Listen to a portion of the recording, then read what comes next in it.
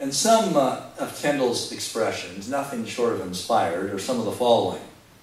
In some of the earlier versions of the Bible, you'll read, the holiest place. He changes it to the Holy of Holies. It just seems to have a melodious cadence to it. Or the best song, he changes to the Song of Songs. Or he created single words by combining two into one that are now common in our language. Scapegoat, taskmaster, Aster, or Passover. He coined phrases that linger on the tongue and on the heart, I think, of every Christian. Beautiful phrases. The still small voice. Let there be light. With God all things are possible. Be not weary in well-doing. And he was the first to use the word atonement to mean Christ's redemptive act. Well, many of our common phrases today have their origin from the King James Version of the Bible.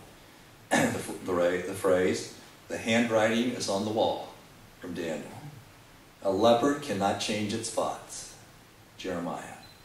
There's a fly in the ointment, Ecclesiastes. Go the second mile, Sermon on the Mount. Escape by the skin of my teeth, Job, excuse me. Why is it then that the King James Version has risen preeminent above all of the English translations in the number who follow it, accept it, and have a depth of passion for it? And I think there's three key reasons. One is that some admire its poetic prose. You know, she gave me of the tree, and I did eat, and it has this poetic flow about it. Secondly, I think there's a dignity and majesty of the language that we recognize and appeals to our hearts. And third, I believe that there was an accuracy by the translators who were God-fearing men who sought God's help. And there are many among others and myself who believe that God assisted them in making that translation.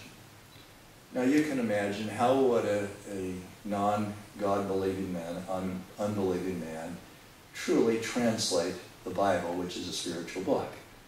It'd be like trying to describe a three-dimensional object in two-dimensional terms. One must have the Spirit to evoke the spirit of that great book. Now in conclusion, just a few observations. It was said of Winston Churchill that he mobilized the English language and sent it into battle. Well, I believe in a similar way. God seized the moment and he mobilized the English language at its peak. And he sent it into spiritual battle in the form of the King James Version of the Bible. Second observation. The English language had reached its apogee. Shakespeare and Tyndale, perhaps more than any others, had captured its power and its beauty. And now Tyndale and the King James translators had harnessed it into divine thought.